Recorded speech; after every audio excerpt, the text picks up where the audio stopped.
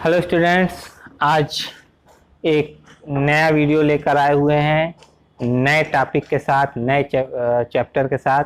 इसको आप पूरा वीडियो देखिएगा, आपको सब समझ में आ जाएगा। इसको कहते हैं समांतर श्रेणी। चैप्टर नंबर 5 है आपका समांतर श्रेणी, इंग्लिश में कहते हैं अर्थमेटिक प्रोग्रेशन। ठीक है, बहुत ही आसान चैप्टर है, आपको कोई भी परेशानी कहीं भी नहीं होगी। बस आप ध्यान से मेरा वीडियो देखिए, ये एकदम बहुत ही आसान चैप्टर है। देखिए यहाँ पे हमने लिख दिया है, पार्ट 1 है 5.1 का समांतर श्रेणियां अर्थमेटिक प्रोग्रेशन। यहाँ पे मैंने क्या लिखा है, 1 2 3 4 5 6 एक श्रेणी लिख दिया, 4 6 8 10 12 दूसरी है, 8 6 4 2 0 तीसरी है। 3 श्रेणियां हमने लिखी हैं, आप इसको ध्यान से देखिए। तो इन श्रेणियों में क्या हो रहा है, एक एक बढ़ रहा है, देख रहे हैं, सब में समान एक एक बढ़ रहा है। ठीक है, इसमें देखा जाए कि इसमें 2 2 बढ़ रहा है। ठीक, इसमें देखें, इसमें 2 2 माइनस हो रहा है। अगर कोई इस तरीके की श्रेणी लिख दें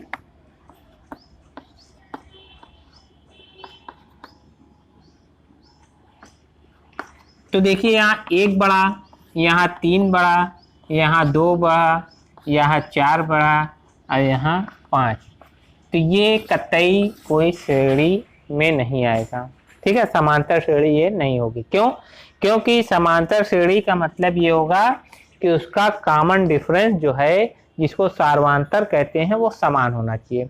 इस श्रेणी में सार्वंतर इसका 1 है, इस श्रेणी में सार्वंतर इसका कॉमन डिफरेंस 2 है, इस श्रेणी में कॉमन डिफरेंस इसका -2 है, इसलिए ये समांतर श्रेणी है।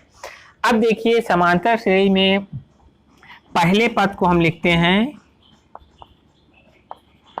ए।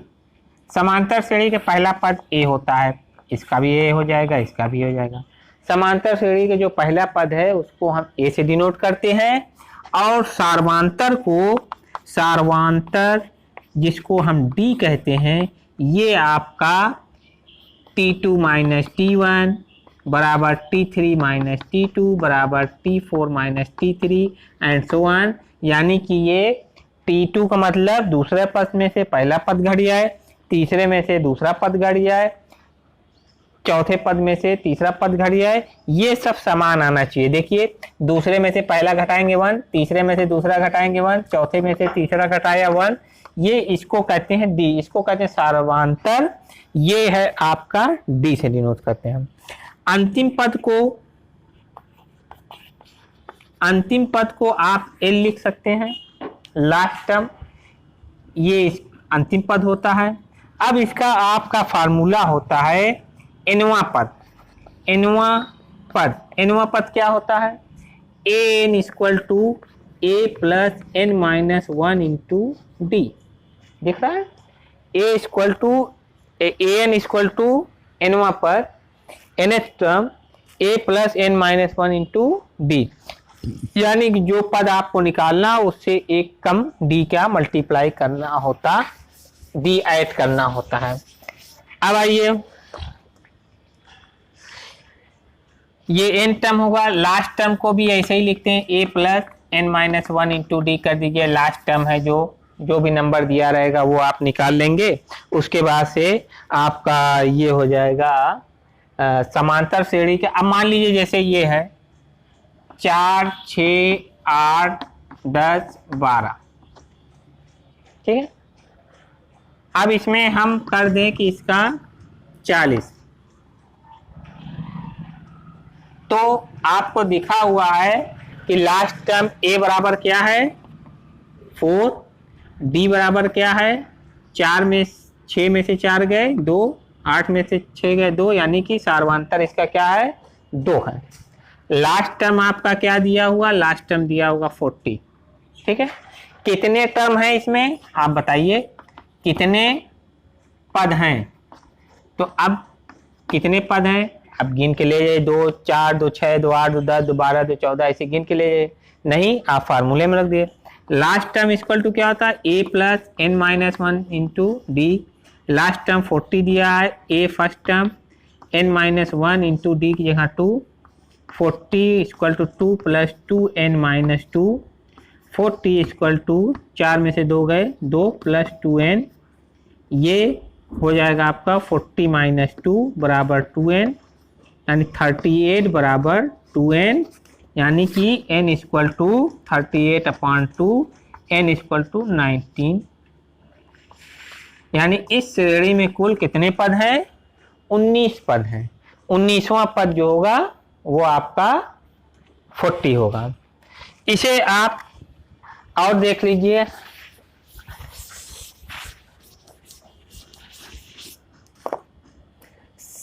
समांतर श्रेणी के n पदों का योग, n पदों का योग होता है Sn equal to n/2 2a plus n minus 1 into d. एक ये होता है। दूसरा एक टर्म और होता है, वो अगर इसको आप लिख लें, Sn इक्वल टू क्या होगा n/2 a प्लस 2a को 2 बार तोड़ दें, a plus n minus 1 into D. तो आप देखिए n/2 ये हो जाएगा a, इतने को आप क्या लिख सकते हैं? Last term a plus n minus 1 into D लिख सकते हैं ना। लास्ट टर्म क्या है? a plus n minus 1 into D, यानी कि इतने की जगह हम लिख सकते हैं l।